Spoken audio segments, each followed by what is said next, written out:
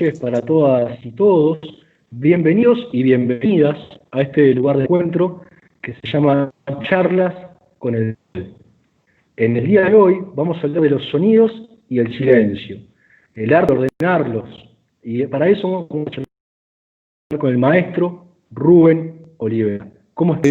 Muy bien. ¿Cómo estás tú? Un saludo para todos. Bueno, un gustazo para mí poder charlar contigo. Empecemos pensando un poco el mapa sonoro de tu infancia, ¿no? Cada lugar del planeta tiene su propio paisaje sonoro, cada ciudad, cada barrio. Montevideo está muy sonora, con un gran patrimonio musical.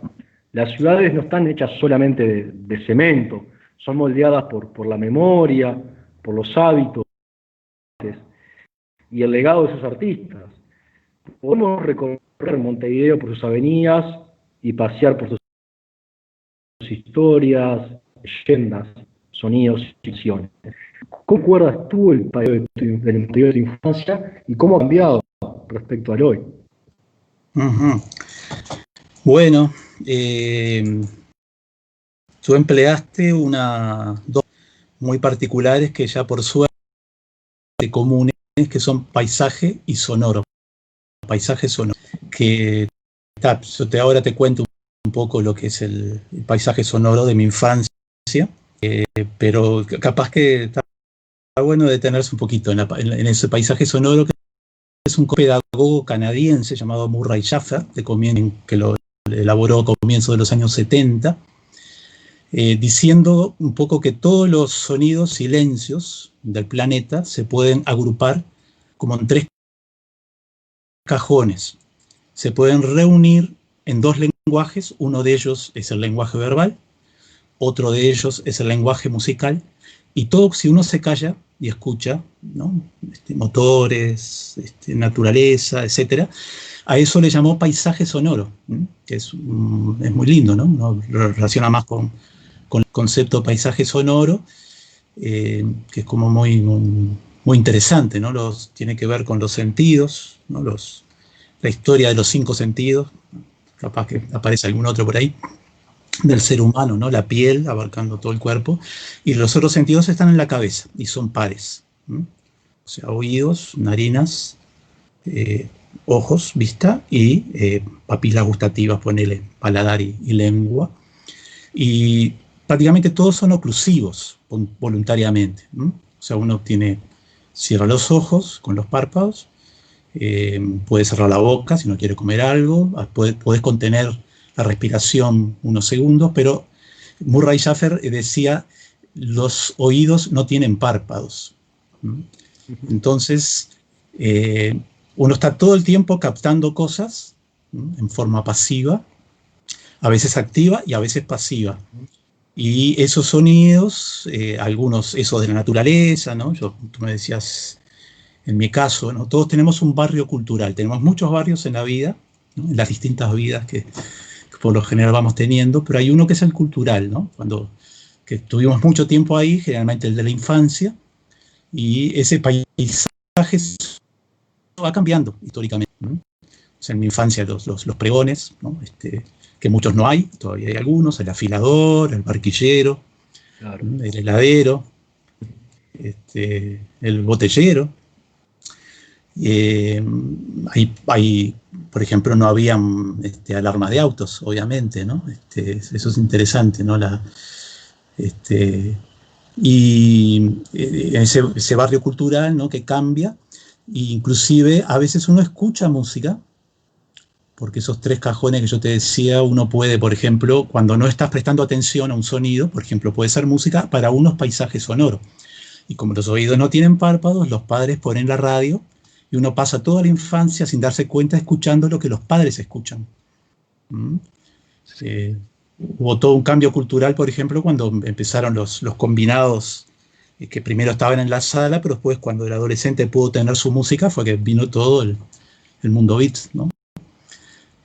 Así que bueno, el paisaje sonoro de mi infancia es un poco esas cosas que te comentaba.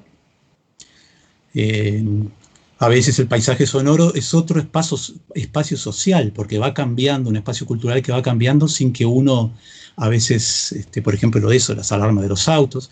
Yo a veces en los talleres de música planteo cuántas cosas, por ejemplo, como se hacen industrialmente por millones las cajitas de música para bebés, ¿no? Que todas tienen ¿no? La vieja melodía de Brahms, y por qué los bebés no pueden dormirse en cada país con melodías locales. O sea, cuántas cosas de esas culturales que uno no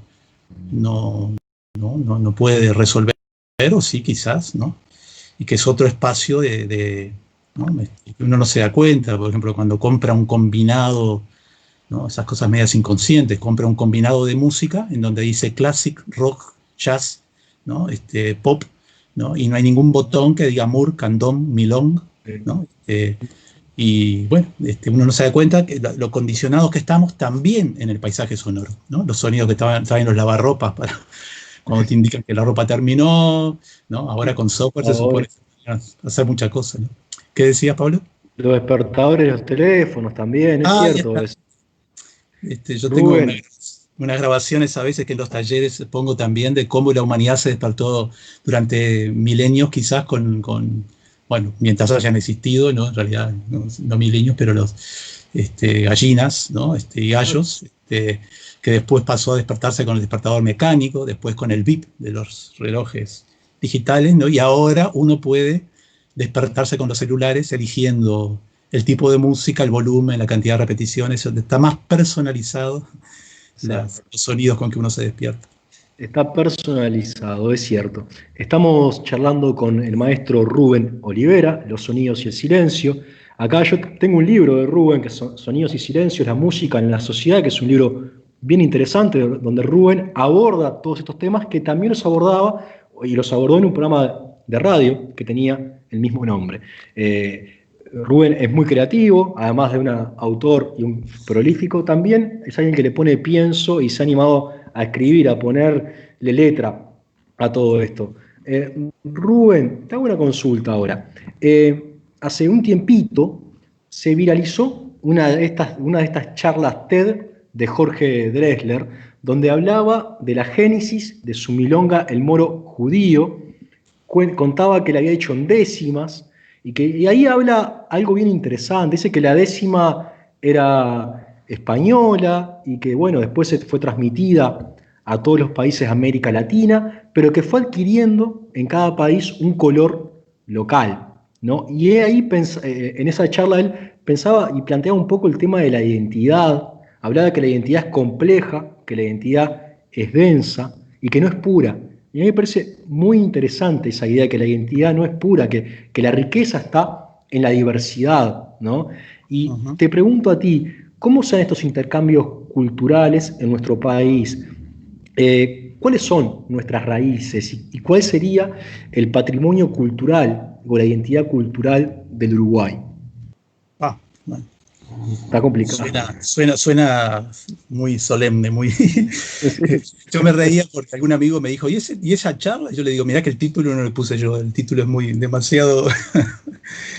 Para mí, yo no, muy grandilocuente para yo poder abarcar todo eso, que es el título de la charla, digo, ¿no?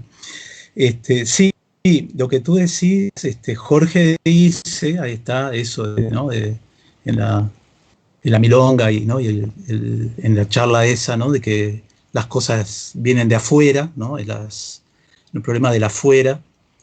Pero también en la canción Movimiento dice, yo no soy de aquí, pero tú tampoco, ¿no? Hablando un poco de la identidad como por definición que es heterogénea y también móvil, ¿no? Capaz que eso lleva como a valorar la supuesta pureza de un origen y no el disfrute del mestizaje, ¿no? Bien. Por aquello del busquémonos, está bien ver ese intento de ver de dónde venimos de acá, ¿no? Pero hay una frase linda que dice busquémonos adelante, ¿no? O ¿no? Fernando, ¿no? Cabrera, que dice el tiempo está después, ¿no? O El tiempo está después, sí. sea, la identidad está bien, pensar en defender la identidad, pero la identidad como hecho cultural es móvil. Entonces, más importante es, o tan importante es producirla, no solo conservarla, y defenderla. Hay un chiste famoso un poco ¿no? De que dice que los mexicanos descienden de los aztecas, tal descienden de acá, el otro descienden de allá, y que los uruguayos descendemos de los barcos, ¿no? Sí, Que es divertido como chiste, pero eso no explica por qué el Uruguay se llama Uruguay. exacto. Ni explica las costumbres del mate, ni explica, pateas una piedra y toda la toponimia, toda la flora y toda la fauna tiene preciosos nombres guaraníes. Exacto. Tú tienes una linda canción sobre eso también. Una canción que se llama Uruguay. Y en realidad, los que dicen, ustedes vienen de acá o vienen de allá, todos vienen de algún lado, todos tenemos un papá y una mamá, ¿no? Todos venimos de algún lado, los españoles no son menos españoles por la influencia árabe, los alemanes son muy mezclados, los estadounidenses no son menos estadounidenses por la influencia negra, o por cantar en el country, el yodel del Tirol, ¿no? O irlandés. Por eso te digo, ¿no? O sea, el buscar una cierta pureza, en muchos casos incluso aria, ¿no? No está mal para ver de dónde uno viene, ¿no? Y entender los procesos, pero sobre todo hay que buscarse en el adelante y elegir en el menú de todo lo hecho en el pasado aquello que sirva para construir una sociedad, seguir humanizando a la humanidad, ¿no? Y seguir construyéndola, ¿no? Hay mucho hecho, ¿no? Hay muchos elementos de identidad que tenemos y en realidad son muchos más los que faltan. ¿No? En el caso de la música nuestra, ¿no? Lo que Jorge hablaba, ¿no? De la décima, ¿no?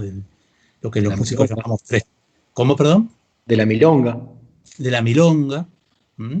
Hay algunos géneros locales, géneros se le llama ¿no? lo que generalmente entendemos como ritmos, aunque el género no, son ritmos que se generalizan, ¿no? Entonces se llaman géneros. Había una cosa que decía Laura Yestarán, nuestro principal musicólogo, y muchos antropólogos, ¿no? Que las fronteras culturales son previas a las políticas. Entonces hay muchos géneros del Río de la Plata, por ejemplo, y del sur de Brasil, que se relacionan más fácilmente con danzas europeas, ¿no? La polka, ¿no? Sí, el vals, ¿no? La ranchera o mazurca. Hay otros que ya no se los identifica tanto, ¿no? Que son canciones que no son danzas, como la cifra, el estilo, la milonga mismo, ¿m? O sea que ya están en el crisol de lo criollo. Y así podríamos también analizar géneros de otros lados, ¿no? Europeos y de otros lados.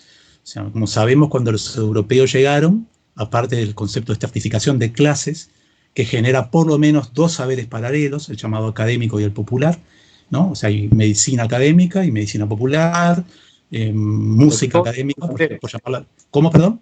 Doctor y curandero, ¿no? Claro, ahí está, ¿no? Música académica, música por llamarla de alguna manera, que hay nombres siempre complejos en eso, música popular, religiones oficiales y religiones populares, son dos saberes que corren paralelos, ¿no? Con intercambios conflictivos y préstamos y demás, y aceptaciones. Y bueno, ahí se genera lo criollo, ¿no? En el caso del urbano, en el Uruguay, en el Río de la Plata el tango, en el Uruguay candombe y murga, con las características diferentes de lo argentino. Y uno empieza a hablar de lo nuestro, ¿sí? Y empieza las falsas contradicciones, ¿no? Entre el afuera y el adentro, el pasado y el presente, ¿no? Lo nuestro, por ejemplo, como decía alguien, ¿no? Que no se vuelve a las raíces están siempre presentes. ¿Mm? Y las raíces generan tallos, generan flores, hojas, polen y nuevas raíces. Hasta las raíces siempre se están moviendo, ¿no? Eso, digamos, habla de esa dinámica cultural que hablábamos hoy, ¿no? El buscarnos en adelante, ¿no? Cuidarse, pero es tan problemático, digamos, cuidarse de no definir la identidad como un pasado congelado, como desconocer ese pasado. ¿Mm? Sí, Entonces, digamos, hay que conocer de dónde uno viene para avanzar con fundamento, digamos, ¿no? bien. Pero lo definido como nuestro, ¿no? Yo a veces pongo el ejemplo en las clases, ¿no? de la bombacha criolla, ¿no? Que en el año 53, 54, en la guerra de Francia, Turquía, Cerdeña, ¿no? Y contra Rusia, ¿no? Inglaterra contra Rusia, que duró poquito tiempo. Se había diseñado una bombacha, ¿no? Que usaban los ejércitos suavos, que era la colonia argelina de Francia. Como la guerra duró poco, sobraron 100.000 bombachas que Juan José de Urquiza, los ingleses ni lerdos ni perezosos la comerciaron con el Río de la Plata. Juan José de Urquiza la compró y en el Río de la Plata se inundó de bombachas. A partir de ahí la bombacha es lo nuestro. Sí. ¿No? Eso no le quita valor a aquellas cosas que se acriollaron porque cubrieron alguna necesidad espiritual o material, como decía Gestarán, ¿no? Pero lo nuestro, por eso, ¿no? Valorar el mestizaje, ¿no? Llegaron los españoles y llega lo blanco, que a la vez es muy complejo, porque hay una España conflictiva, una península ibérica conflictiva, en donde habían expulsado en enero a los moros, en marzo a los judíos, ¿no? Llegan los capitanes con sus órdenes, llegan los clérigos con los órdenes de la iglesia, llegan los marineros con los bailes populares, llegan a una América después llamada Latina, con muchísimas señas indígenas, a lo indígena, bueno, ¿qué indígena? El arawak, el aymara, el quechua, ¿no? Cuando se da el genocidio indígena, traen a las culturas negras, pero de un montón de lugares de África. Y comienza a darse eso que una vez caricaturiza, ¿no? En una complejidad enorme, y en esa complejidad, como todo lo humano, está la riqueza. Bien, bien, es cierto eso. Es pensar la tradición con lo nuevo, con lo foráneo. Tú en el libro dices, yo no quiero ser como mi abuelo, quizás quiero caminar como mi abuelo. Me parece que es interesante también, ¿no? Para tener las raíces, adoptar los gestos y la riqueza, pero no quiero ser él, ¿no? Creo que es una comparación interesante que haces en el libro. Claro. Jorge, perdón, Rubén, te consulto ahora. Hacer música en América Latina es hacerla desde la región más desigual del mundo, ¿no? Con una historia de colonización, con una historia de dominación, y en la actualidad con una inserción internacional respecto al sistema mundo también. El eurocentrismo existe, la dominación cultural existe y está presente en todas las ramas del talento. ¿Cómo se expresa en la música y en la industria cultural ese eurocentrismo? Bueno, el eurocentrismo, por un lado, digamos, ¿no? Vivimos todavía en una etapa de la sociedad basada en el lucro y en la estructura de clases. Por lo tanto, los intercambios, esos mestizajes de los cuales hablábamos, se dan entre áreas dominadas y áreas dominantes. O sea que hay un intercambio desigual de bienes económicos y de bienes culturales. Eso no implica la calidad de los bienes que se intercambian. O sea, a nosotros nos llegan los Beatles, que son maravillosos, pero por falta de horizontalidad en el intercambio, a ellos no les llega Cita Rosa, que es maravilloso, ¿no? La humanidad ahí se pierde un intercambio de iguales y de intercambiar las riquezas. Bien.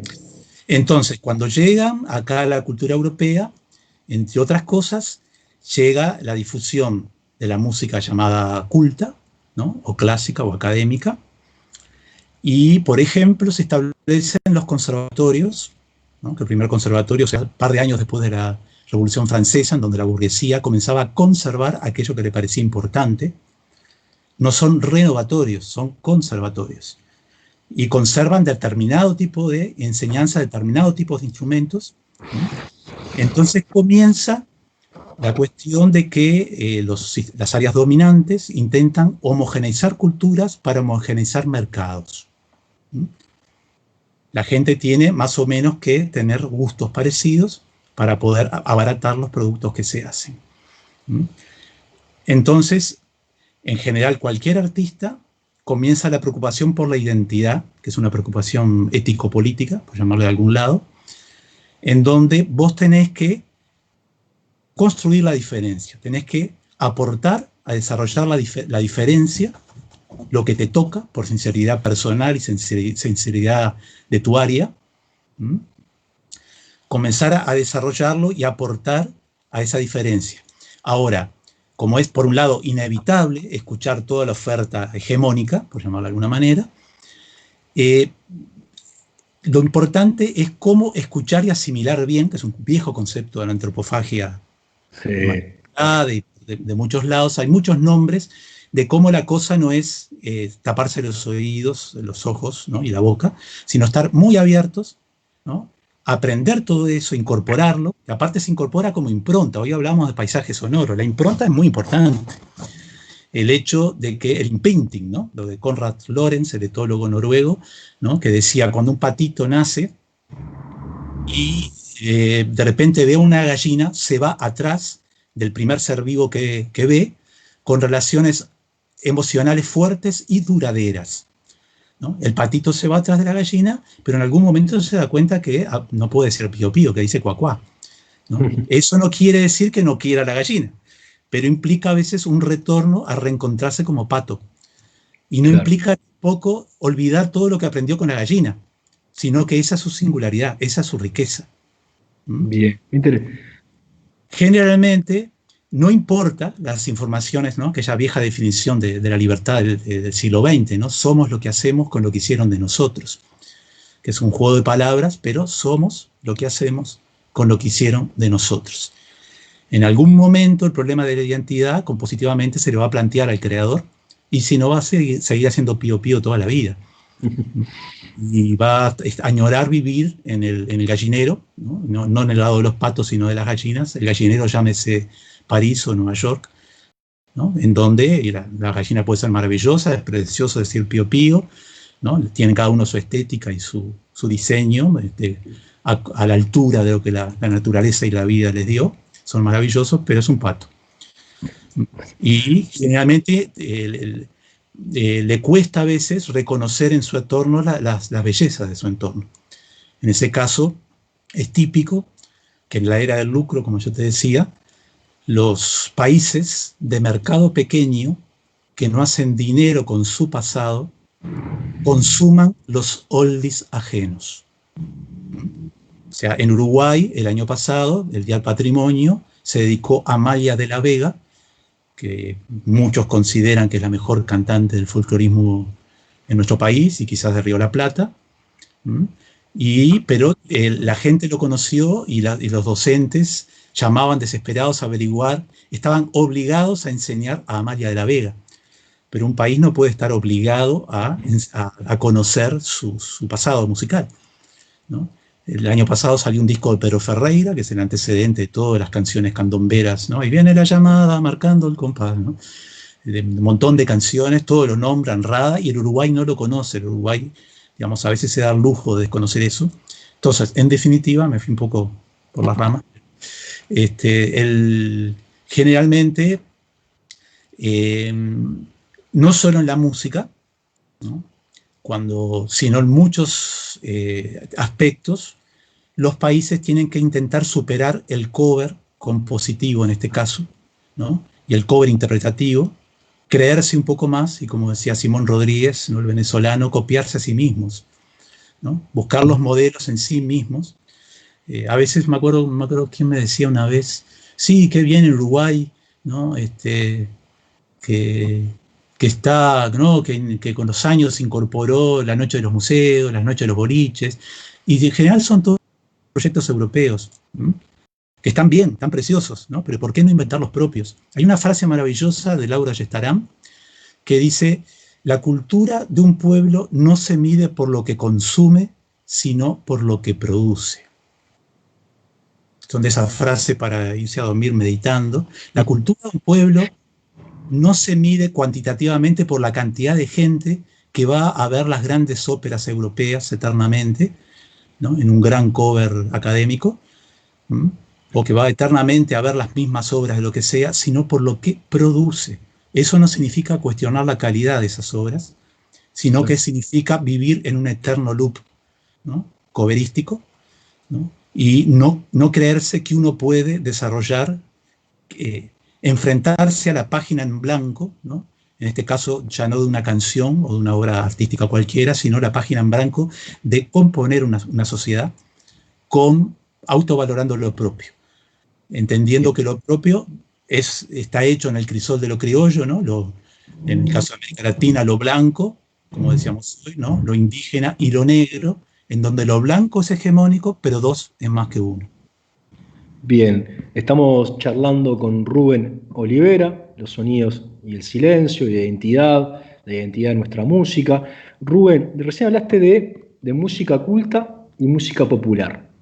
En el libro pones un chiste de músicos, que le llamas tú, que dice que tiene dos preguntas, ¿no? ¿Cómo se hace para que un músico académico deje de tocar? Y se responde, le sacas la partitura, ¿no? Dice, y después pregunta, ¿cómo se hace para que un músico popular deje de tocar? Le pones la partitura, ¿no? Me pareció muy gracioso el chiste ese, pero habla justamente ese vínculo entre música culta y música popular. Y es frecuente escuchar esta distinción, alta cultura, baja cultura, existe cierto desprecio para algunas expresiones culturales populares, ¿no?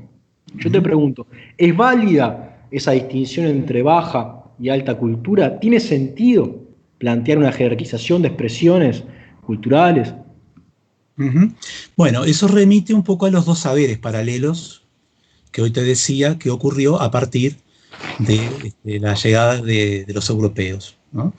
Y la dificultad ideológica que tenemos todos de ver más allá de la barrera, del cristal, ¿no? Con que se mira, de los audífonos con que se escuchan, el hecho de que en otras culturas no existe la relación de la llamada música popular, ¿no? Y música culta o académica, que en el caso de académica y culta son nombres, terminologías complejas, ¿no? Ese código específico europeo que Ayestarán hablaba de música culta, pero no con un sistema jerárquico, sino como uno dijera mesa, o, ¿no?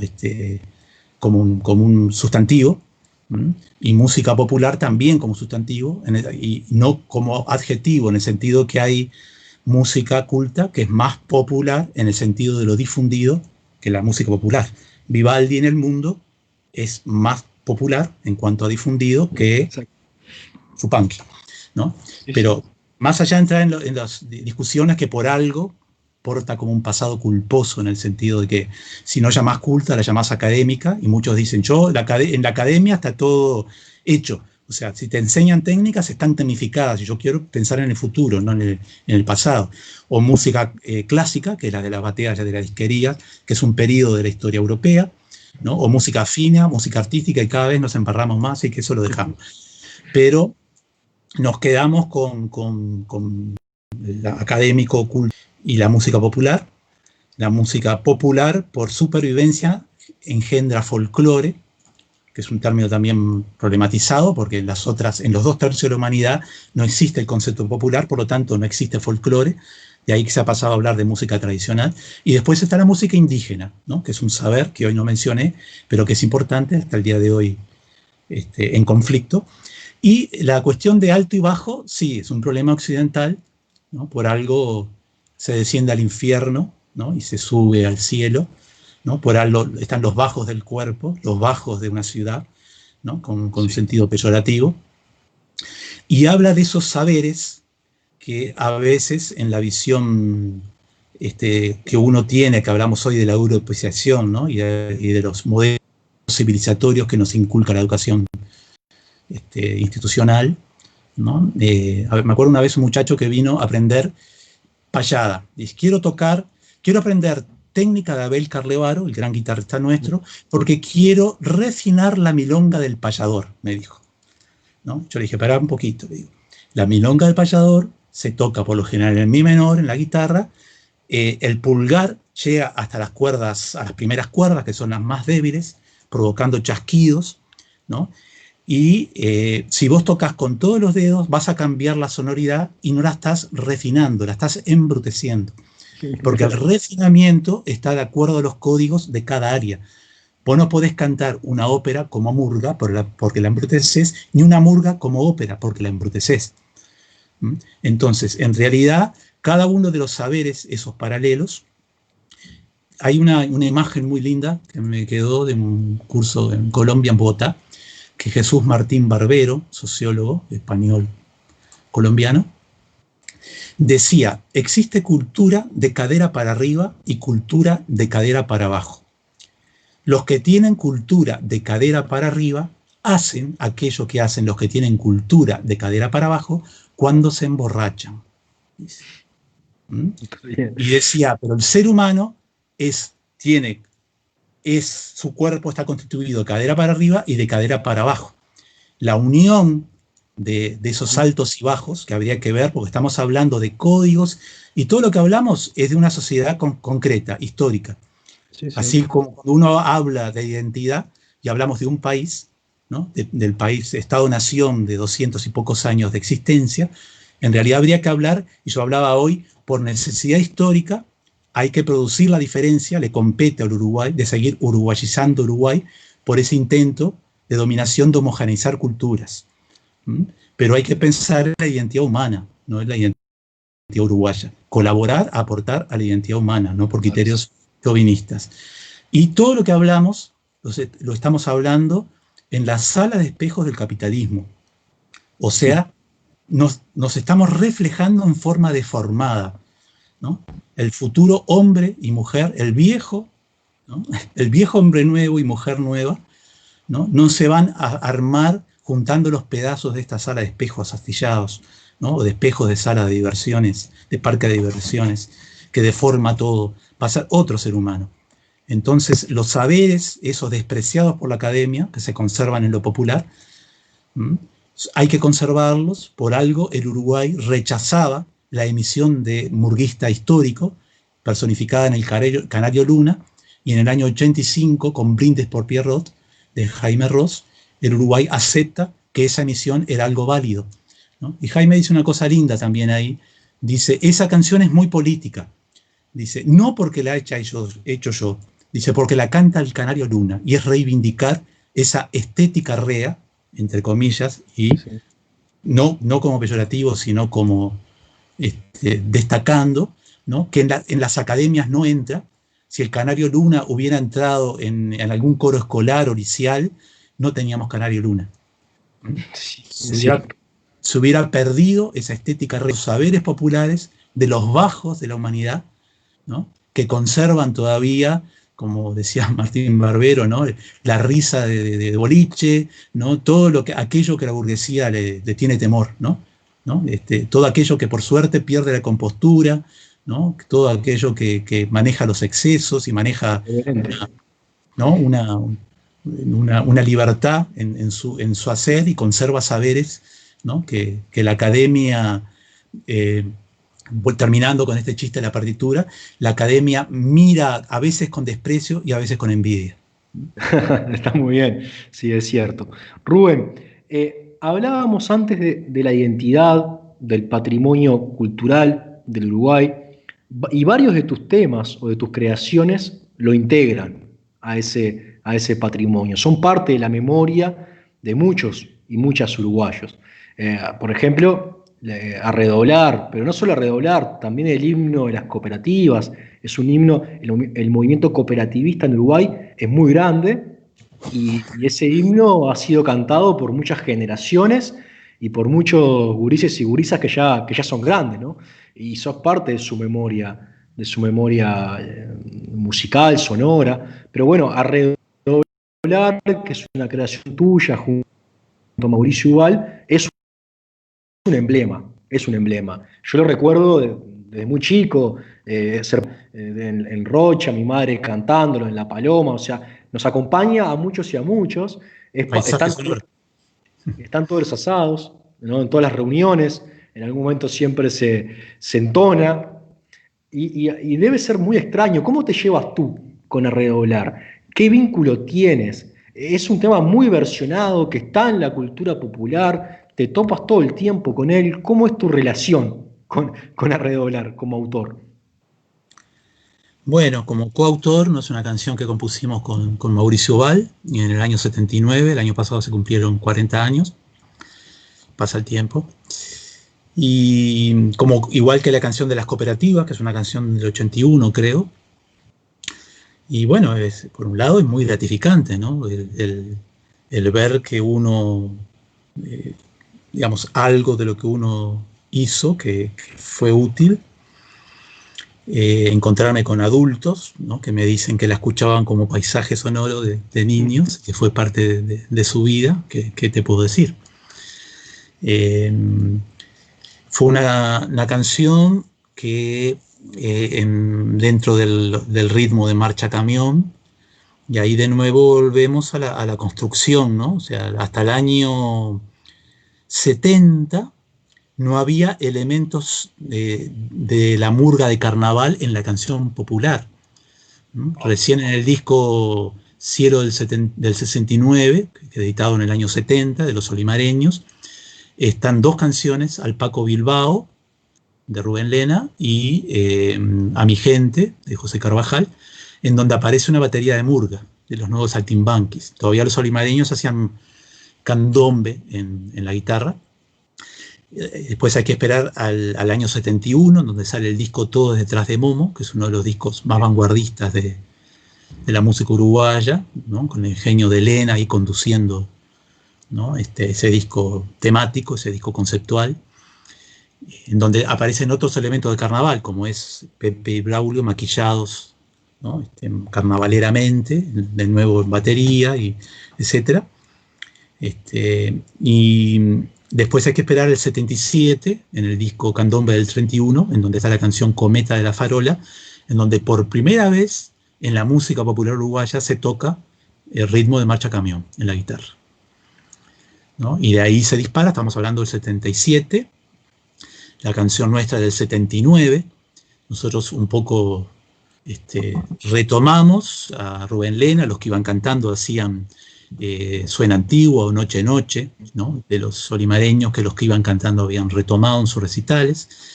El Choncho Lazaró, Walter Venencio, había mucha gente que estaba ahí, el clima de la murga.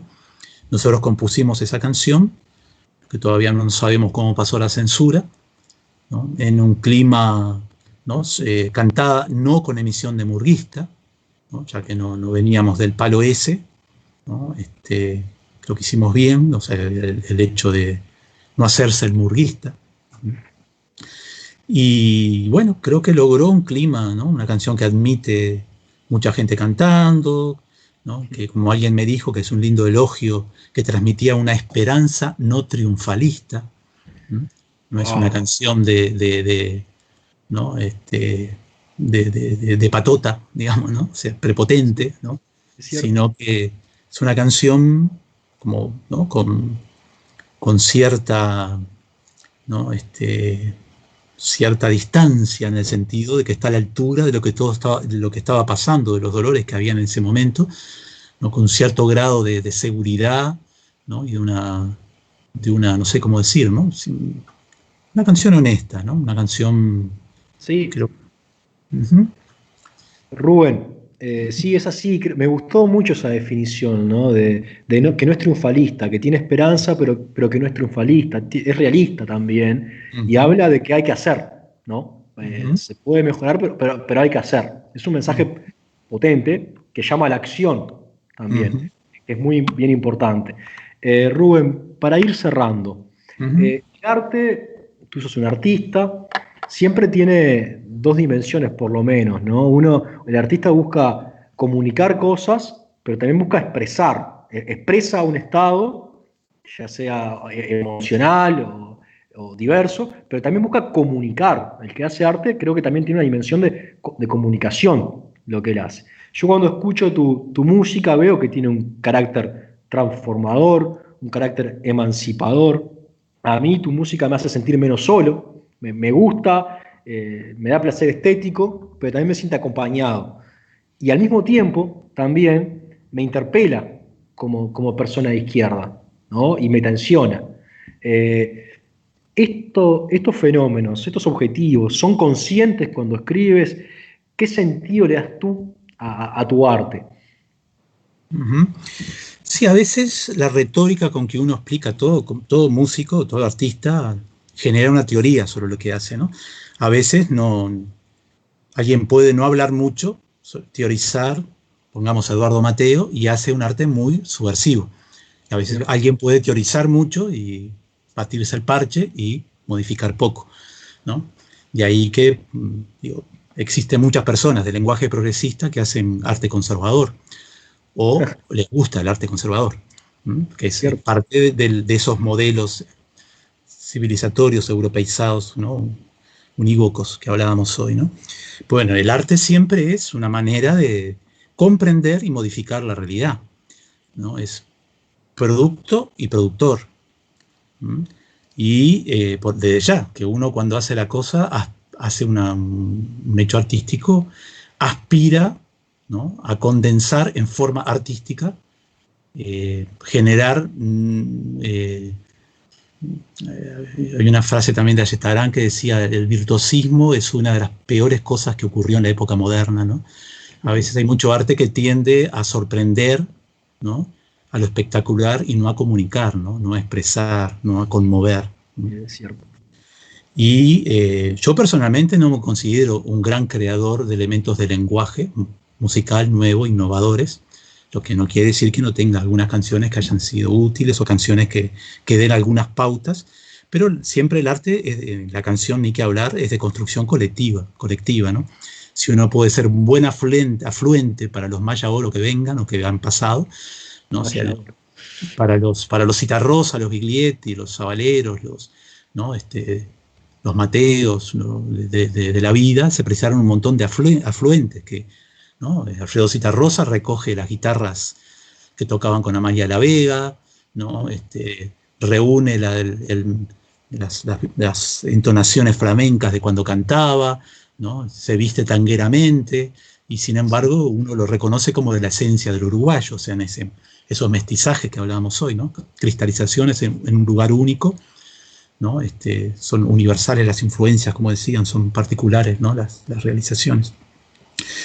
Y sí, uno piensa en todo eso, uno piensa en muchas cosas y filosofa. Después, ahí en la cancha, hay que buscar, eso importa desde ya, ¿no? Cuanto más marco conceptual tenga uno, cuanto más, no es casualidad que los grandes creadores, uno se pone a ver y han pensado mucho, y han reflexionado, y son tan importantes a veces sus canciones como sus entrevistas.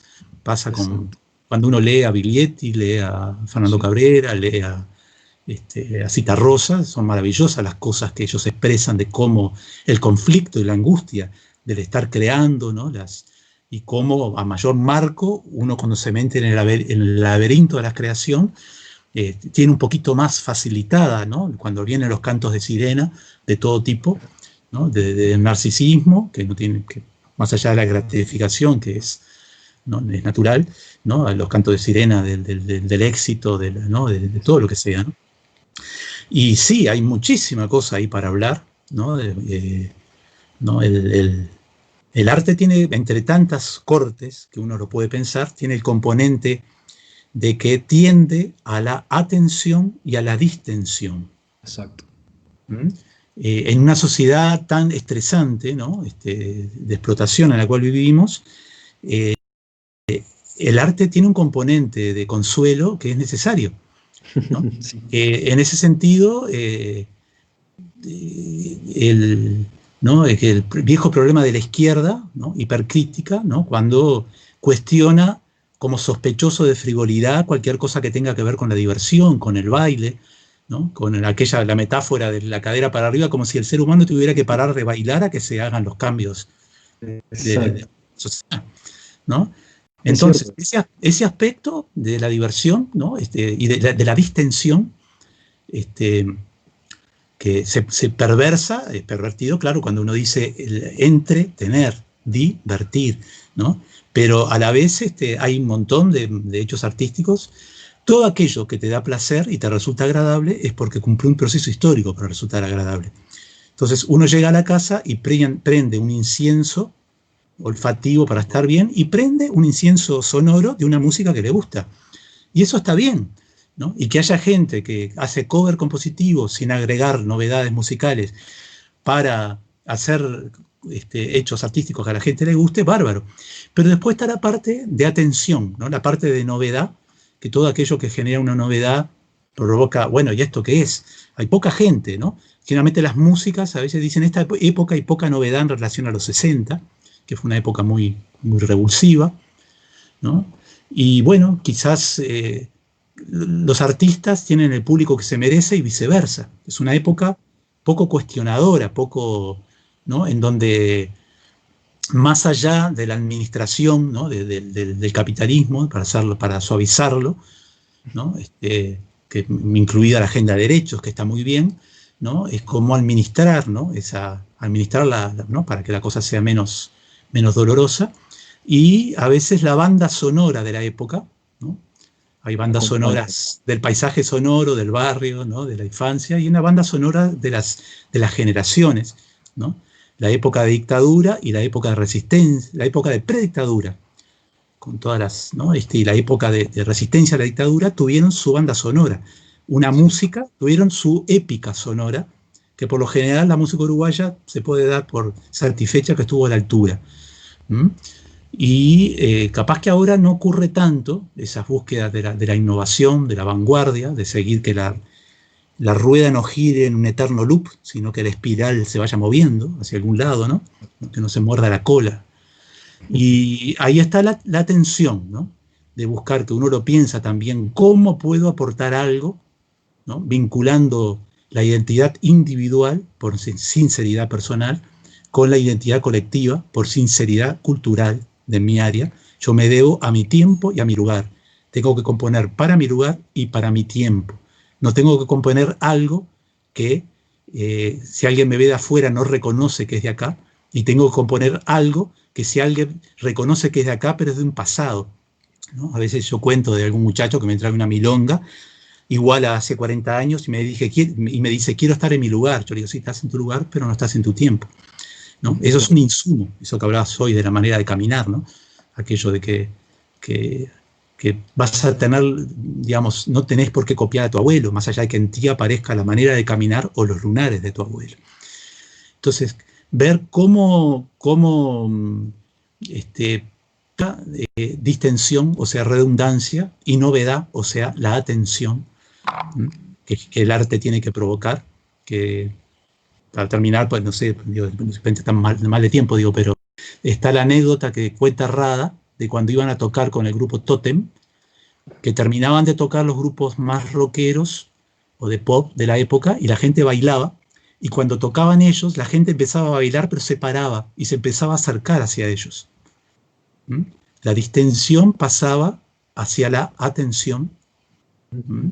Claro. Y la gente percibía que ahí pasaba algo, que era algo, ¿no? Lo que no significa falta de dinámica ni falta de movilidad, solo que la movilidad en ese momento era interna para la gente, iba por las emociones. Y eso, porque esto es bien un vaivén dialéctico para no generar confusiones, volvemos a cadera para arriba y cadera para abajo. Todo eso forma parte del ser humano, tanto la distensión como la atención, ¿no? Bien, maestro Rubén Olivera, la verdad que ha sido un gustazo. Ahora hablaste de muchos temas, ¿no? Ser creativos es muy difícil. Ser creativo es unir cosas que para el común de la gente no están relacionadas. Para poder hacer eso hay que estudiar, hay que perfeccionar, hay que perfeccionar la mirada también. Por eso hablaste de los grandes maestros que tienen una formación amplia y que unen cosas que para el común, para el resto, no están unidas. Y ahí decimos, qué creativo, ¿cómo se le ocurrió unir esto que para mí no veía relación? Gracias por la clase, gracias por el arte transformador. A lo último también dijiste una cosa bien interesante sobre el arte en este tiempo, la administración del capitalismo y la necesidad de que esto no sea así, ¿no? La necesidad de transformar, de revolucionar para construir una humanidad más justa, una humanidad sin explotados, sin explotadores. Quizás nuestro problema es que los oprimidos no quieren liberarse, sino quieren pasar a ser opresores. Y ahí, eso es otra cosa. Y ahí nos gana el capitalismo con su individualismo y con la idea que tiene para poderlo instalar en la gente lo aspiracional, ¿no? No quiero romper la dominación, quiero pasar a dominar. Entonces, todo esto creo que estuvo presente también. Sí, Igual, generalmente, el concepto de toma de conciencia, ¿no? Que de la vieja izquierda, en el sentido de que, digamos, tomar conciencia de la dominación económica no termina el problema, sino que empieza el camino de comprender la dominación cultural, que es más complicada, ¿no? Y el concepto de la vieja izquierda de el militante que se acercaba para enseñar cosas, ¿no? Con el tiempo se vio que el gran problema, como decía Corium Aronian, ¿no? Una linda frase, que las batallas que se ganan en lo militar muchas veces terminan perdiéndose en lo cultural, ¿no? Que las independencias de Latinoamérica, de los países, se ganaron en lo jurídico, ¿no? Pero no hubo independencia ni económica ni cultural, y que generalmente esa persona que se acerca a otros, ¿no? Después se da cuenta de que el famoso intercambio de saberes implica que el que se acerca también tiene una formación contaminada por esos modelos europeizados que hablábamos hoy. Bueno, ¿Mm? tú incluso en el libro Sonidos y Silencios haces algo bien interesante, que es, traes a Toussaint de Negro Iluminado, Toussaint de Louverture, del líder de la independencia haitiana, alguien que luchó ferozmente, y que igualmente se hacía retratar como si fuera Napoleón Bonaparte, por Mm. esa dominación cultural, esa imposición de modelos. Así que a mí me Ujú. pareció que eso resume a la perfección lo que estabas diciendo y lo difícil que es quitarse de encima la dominación cultural. Puede ser más feroz de los combatientes, igualmente estar dominado. Una de las grandes traumas que puede tener una persona es trabajar con valentía y gran voluntad y después con el tiempo darse cuenta que estaba en las trincheras equivocadas. ¿Mm? De ahí que esa toma de conciencia en realidad es dialéctica, no es una revelación en el campo de lo cultural también, sino que es un proceso no lineal, contradictorio, colectivo. ¿Mm?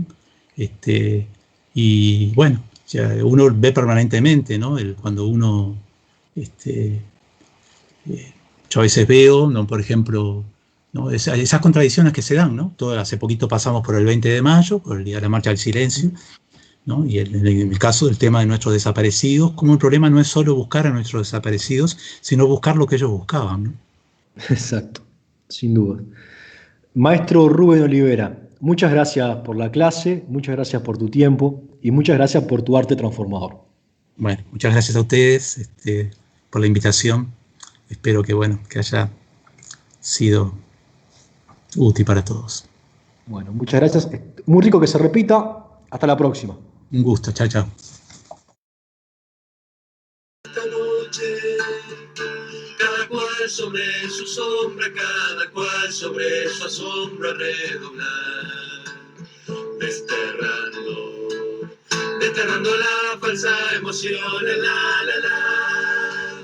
el beso fugaz, la mascarita de la fe, a redoblar, a redoblar, a redoblar, a redoblar, a redoblar, muchachos, que la noche nos presta sus camiones y en su espalda de balcones y zaguán nos esperan otros redoblantes, otra voz, harta de sentir la mordedura del dolor. A redoblar, muchachos, la esperanza, que su latido insista en nuestra sangre para que esta nunca olvide su mundo. Porque el corazón no quiere entonar más retiradas. Porque el corazón no quiere entonar más retiradas, porque el corazón no quiere